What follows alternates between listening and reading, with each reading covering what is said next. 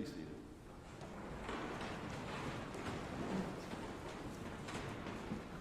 This is how you know you have absolutely the best corps of acolytes in the church.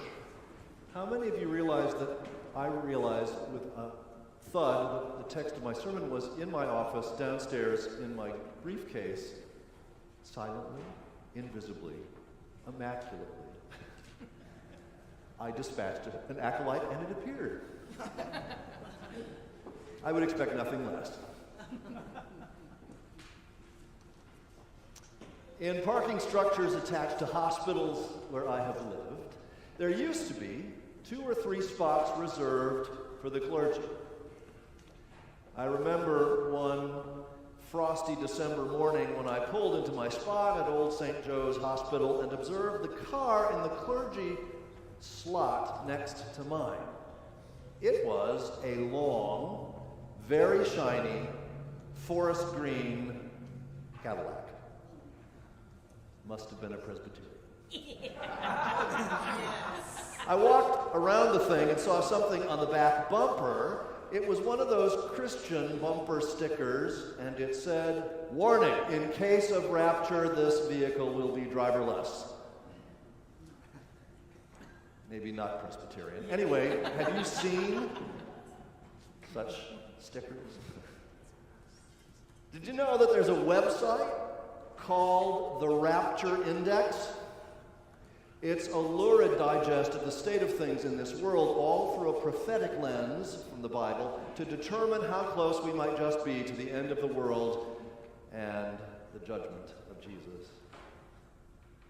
You may be interested to know the scorecard on that website.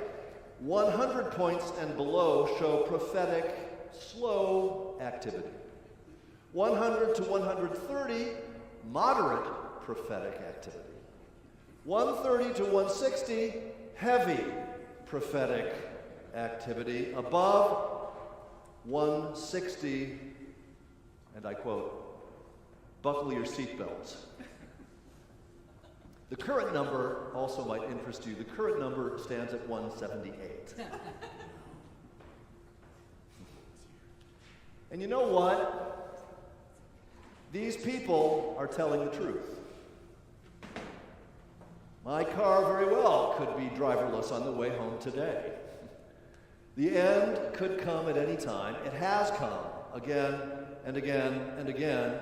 It could come to any one of us this afternoon, and we know it.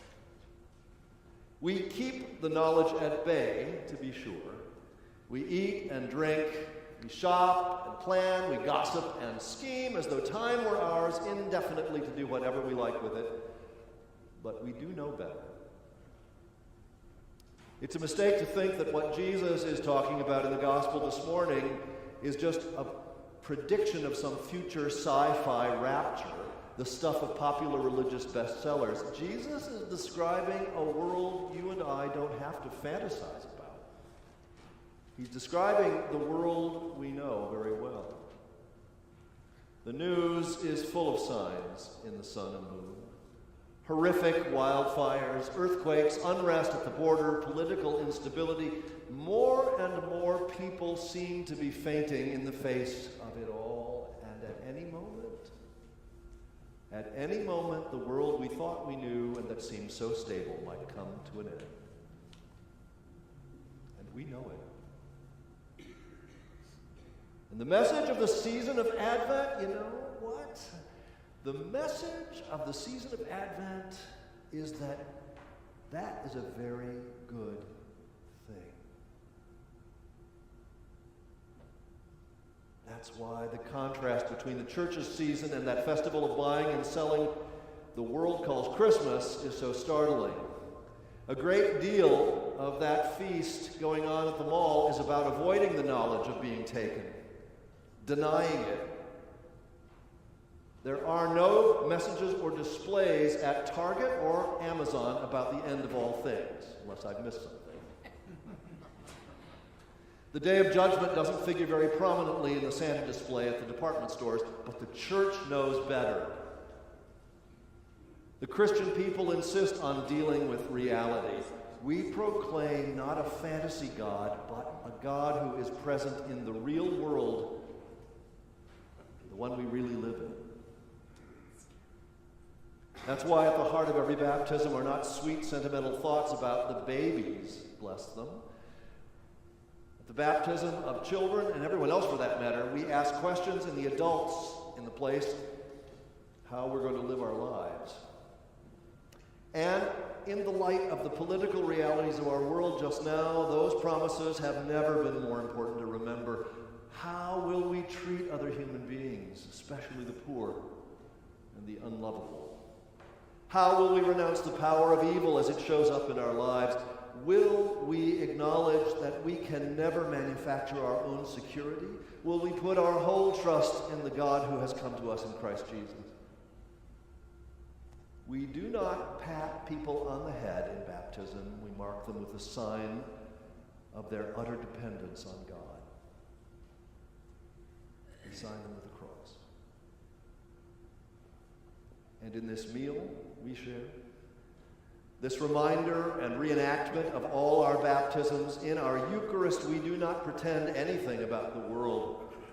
There's a Roman Catholic theologian, God rest him, Aidan Kavanaugh, whom I love very much, who says, no matter how polite and how gilded the liturgy at the Lord's table might be, he said, it depends on something having been grabbed by the throat.